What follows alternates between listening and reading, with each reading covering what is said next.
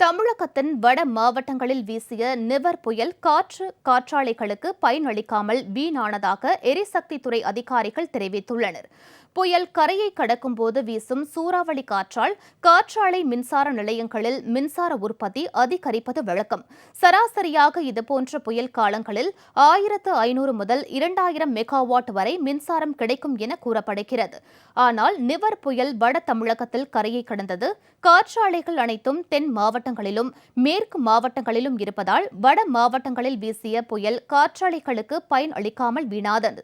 இதனால் மின்சார வாரியத்துக்கு எந்த பயனும் கிடைக்கவில்லை. மாறாக சேதத்தை தான் ஏற்படுத்தி சென்றுள்ளதாக எரிசக்தித்துறை அதிகாரிகள் தெரிவித்துள்ளனர்.